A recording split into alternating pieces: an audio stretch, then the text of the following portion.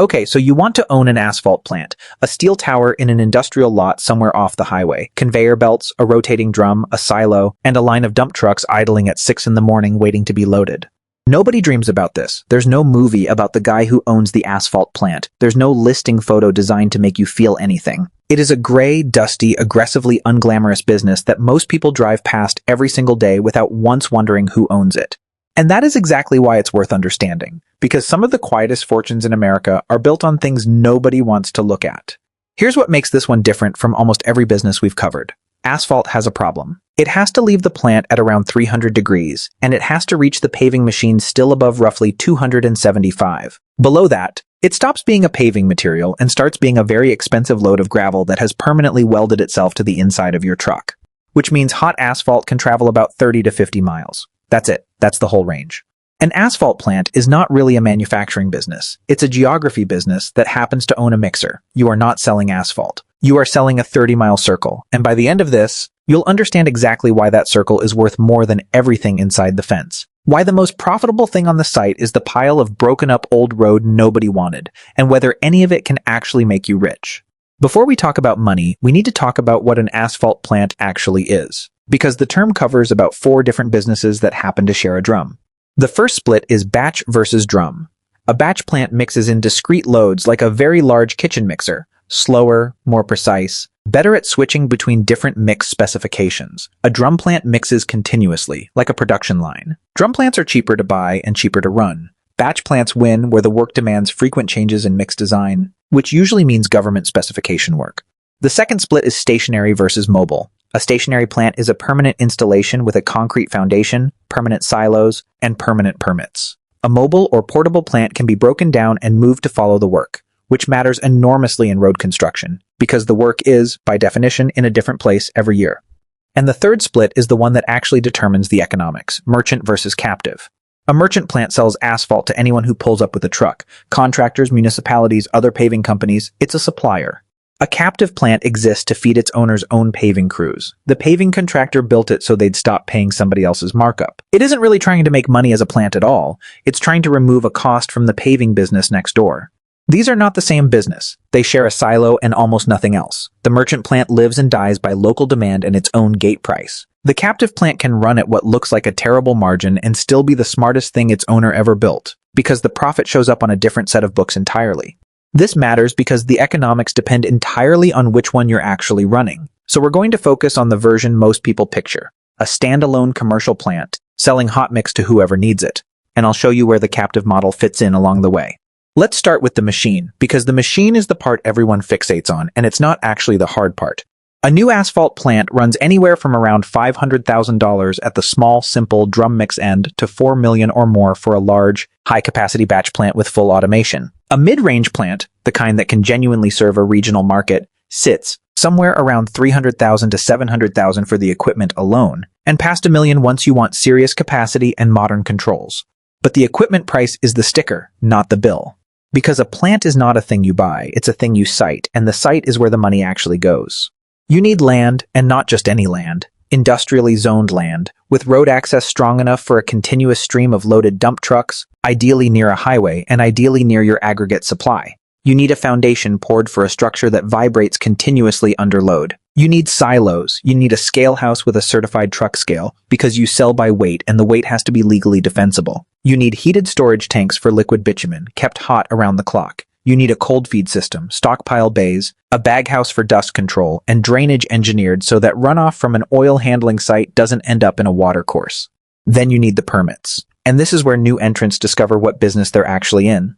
An asphalt plant is an air quality permit wrapped around a machine. You are heating aggregate to 300 degrees and mixing it with a petroleum product. That generates emissions, dust, odor, and noise. Depending on the jurisdiction, you'll need environmental clearance, an air permit, a stormwater permit, fire safety certification, and industrial zoning approval. And every one of those is an opportunity for someone who lives nearby to object. Realistically, from decision to first load out of the silo, the timeline for a new plant runs 12 to 24 months. Not because construction is slow, because approval is. Add it all together. The plant, the land, the foundation, the tanks, the scale, the site works, the permits, and working capital for a first season. And a functional commercial asphalt plant lands somewhere around $2 million to $4 million. for a business that makes something you can buy from a competitor for around $100 a ton. Which raises the obvious question, why would anyone bother? Here's the answer, and it's the single most important idea in this entire business. Go back to the temperature problem. Hot mix asphalt leaves the plant at around 300 degrees and has to reach the paver still hot enough to compact properly. Below roughly 275 degrees, the mix stops behaving. It won't compact, it won't bond, and it will fail inspection, assuming it even makes it out of the truck. That gives you a hard operating radius of about 30 to 50 miles, and delivery cost climbs steeply the further you go, somewhere in the region of $8 to $25 a ton on top of a gate price of $65 to $120. Now think about what that actually means. If you own the only plant within a 50-mile radius, your competitors cannot serve your customers. Not, won't, cannot. The physics forbids it. A competitor 80 miles away can quote a lower gate price all day long and it doesn't matter, because by the time their product reaches the job site, it isn't asphalt anymore. This is the part that transforms a dull manufacturing business into something much more interesting. Most businesses compete on price, or quality, or brand. An asphalt plant competes on thermodynamics. Its moat isn't strategic, it's physical, it's measured in miles, and no amount of capital or cleverness lets a rival cross it. Economists have a phrase for a market where geography makes competition impractical, a natural monopoly. Usually it describes water pipes and power lines, but a well-sited asphalt plant is one of the last privately ownable natural monopolies left. And almost nobody notices, because the thing sitting in the middle of the circle is so profoundly boring that no one thinks to ask who owns it. And here's the part that makes it durable. Remember those 12 to 24 months of permitting? That isn't just your problem. It's your protection. Every objection from a neighbor, every environmental review, every zoning hearing that made your life difficult on the way in is now a wall standing between you and the next person who wants to compete with you. The barrier to entry that nearly killed you is the reason nobody follows you in. So when you buy an asphalt plant, you are not really buying a mixer. You're buying a permitted, sited, physically defensible circle of ground with a legal right to make a product that can't travel. The steel in the middle of it is almost incidental. Now let's do the actual arithmetic, because the per ton maths is where this business either works or doesn't. Hot mix asphalt sells at the plant gate for roughly $65 to $120 a ton in 2026, depending on region and mix specification. Delivery adds another $8 to $25. Against that, your input costs break down into 3 buckets, and the proportions matter enormously. Aggregate: the stone, sand, and gravel that makes up the overwhelming bulk of the mix by weight. Cheap per ton, but you use enormous quantities. And your cost depends almost entirely on how far it has to travel to reach you. A plant sited next to a quarry has a permanent structural advantage over one that trucks stone in from 40 miles away.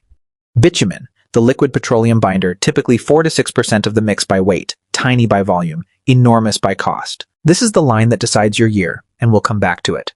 Energy. You are drying and heating stone to 300 degrees continuously for the entire production day. Fuel is typically 15 to 20% of total cost. It never goes down. Put it together and raw materials generally run 70 to 80% of your total cost base. Gross margins land around 25 to 35%. Net margins, after everything, typically settle somewhere around 10 to 15%. Let's make that concrete. A worked example on a mid-sized plant, sell at $57 a ton, net about $11.70 a ton after all costs. Produce around 11,000 tons in a month, and that's roughly $130,000 of net income. On a $2.2 million investment, that's a payback period of about 16 months. 16 months. On paper, that's an extraordinary return, the kind of number that makes a restaurant owner want to weep. Now let's talk about why the real world rarely delivers it. The bitumen problem comes first, because it's the biggest and least controllable thing in this business. Bitumen is a petroleum byproduct, which means the price of the single most expensive ingredient in your product is set by global crude oil markets, by OPEC decisions, refinery outages, wars, and shipping disruptions, none of which have anything to do with roads. And the transmission is fast. When oil spikes, asphalt binder prices typically follow within 2 to 4 weeks. Here's what that looked like in practice. During the oil price surge of 2022, hot mix asphalt prices in some markets ran to $180 to $220 a ton, roughly double normal levels. Now, if you can pass that straight through to customers, fine. But a great deal of paving work is done under contracts priced months earlier. If you quoted a municipality in February at $90 a ton and your binder cost doubles in May, you are legally obligated to deliver at $90. Every ton you produce loses money, and the only way to stop losing money is to stop producing, which doesn't help because your fixed costs don't stop either. Seasonality is the second brutal fact. You cannot lay hot mix in freezing weather. In cold climate regions, the paving season is genuinely short, a matter of months, which means a plant representing millions of dollars of capital sits completely idle for a meaningful part of every single year, while depreciation, insurance, loan payments, permits, and site maintenance carry on exactly as before. Revenue arrives in a compressed burst. Costs arrive all year round. That's a tension we've seen before in this series, and it's just as unforgiving here as it was on the ranch. Demand concentration is the third. A very large share of asphalt demand comes from government, state highway departments, county road commissions, municipalities, which sounds wonderfully stable and mostly is until a budget cycle turns, an infrastructure bill fails to renew, or an election changes spending priorities. Your order book isn't really controlled by the market, it's controlled by a committee. And then there's the constant grinding maintenance. You are running a machine that heats abrasive stone continuously. Drum flights wear out. Burners need servicing. The baghouse needs new filter bags. Conveyor belts fail. And when the plant goes down in the middle of the paving season, you're not just losing production. You have paving crews standing in the road with nothing to lay, and every one of them is still being paid. Now here's the part of this business that genuinely surprises people, and it's the closest thing the asphalt industry has to free money. When a road gets resurfaced, the old surface has to come off first. Machines grind it up and it becomes rubble. Millions of tons of it every year, and someone has to do something with it. That material is called RAP, reclaimed asphalt pavement. And here's the thing about it. It's not waste. It's the exact same product you sell, just cold and broken. It still contains aggregate. Crucially, it still contains bitumen, the most expensive ingredient in the mix. So a modern plant takes it back. Often it gets paid to take it back because the contractor needs somewhere to dump it. Then it crushes it, screens it, and feeds it back into the drum as a substitute for virgin material. The savings are meaningful. Running 30 to 50% RAP saves roughly $2 to $4 a ton, which, at 100,000 tons a year, is well over $140,000 of pure margin. Push above 50% RAP and material costs can fall by up to 40%. In some regions, there are additional incentives on top for using recycled content. Sit with the shape of that transaction for a second. You get paid to accept a material, you process it, then you sell it back into the same road it came out of at full price, and you do it repeatedly to the same stretch of highway for decades. Asphalt is one of the most recycled materials in the world, and it isn't because the industry is unusually virtuous. It's because the economics are irresistible. The pile of broken road in the corner of the yard that looks like a disposal problem is, per ton, one of the most profitable things on the entire site. This is also where the boring businesses reveal their pattern. It isn't the shiny part that pays, it's the part everyone else wants to get rid of. Let's build 2 realistic years for a mid-sized regional plant. Not a best case, not a worst case. The 2 versions of this business that actually happen. The good year. You're sited well, close to a quarry, close to a highway, and you're the only permitted plant inside a 40-mile radius. Your state passes its infrastructure budget on time, and the county has a full resurfacing program. Crude is stable, so your binder cost holds where you forecast it. You run around 120,000 tons across the season at an average gate price of $95. That's roughly $11.5 million of revenue. Materials take 75%. Labor, energy, maintenance, insurance, and depreciation take most of the rest. You're running 40% RAP, which quietly adds a few $100,000 straight to the bottom line. Net margin lands around 12%. Call it $1.3 to $1.4 million of profit on a plant that cost you $3 million. That is a genuinely excellent return. This is why people who know this industry stay in it. The bad year. Crude spikes in March. Your binder cost climbs steeply within a month. A meaningful share of your season's tonnage is already committed under contracts you priced in January, so you deliver those at a loss and you cannot stop, because walking away from a government contract ends your ability to bid on the next one. Then spring runs wet. Paving days are lost, and lost paving days don't come back. The season doesn't extend, it just compresses. Your tonnage falls to 80,000. In July, the drum's burner assembly fails. 6 days down in peak season, plus the repair. Your own crews sit idle and paid. And your largest customer, the county, defers half its resurfacing program to the following fiscal year after a budget shortfall. Revenue lands at $6.8 million. Your fixed costs, the loan, the insurance, the permits, the salaried staff you cannot lay off if you want them back in spring, barely move at all. You finish the season at a loss of $200,000 to $300,000, having burned through your maintenance reserve to get there. The gap between those 2 years is over $1.5 million. And look at what drove it. The price of crude oil, the weather in April, and a county budget meeting. 3 things you do not control and cannot hedge. In a business whose defining advantage is that nobody can compete with you. Because here's the uncomfortable truth about a natural monopoly. It protects you from competitors. It does absolutely nothing to protect you from demand. So here's the question we started with. If margins are 10 to 15%, the season is short, and your key input is priced by global oil markets. Who's actually getting rich in asphalt? The answer, as usual, is the people standing one layer back from the obvious business.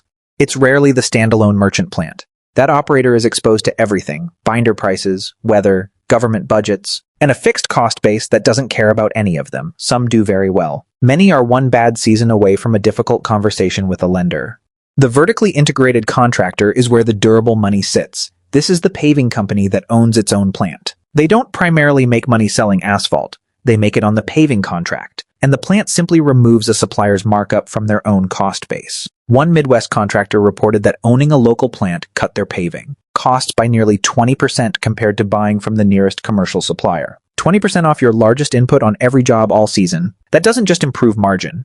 It lets you bid lower than competitors who have to buy their mix and win work they can't profitably chase. The plant isn't the business. The plant is the weapon. The aggregate owner is stronger still. Stone is the bulk of the mix, and hauling stone is expensive. So a plant sitting on or beside its own quarry has a permanent cost advantage that no competitor can engineer around.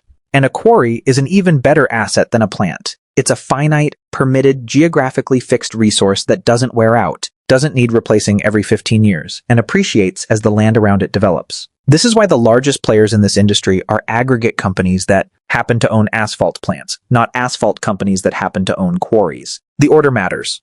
And underneath all of it, the land. Industrially zoned, highway accessible, permitted for heavy use land near a growing metropolitan area is scarce and getting scarcer. The plant depreciates. The equipment wears out. The permit and the parcel underneath it quietly appreciate for decades. In many cases, when one of these operations finally sells, a substantial share of the price has nothing to do with the machinery at all.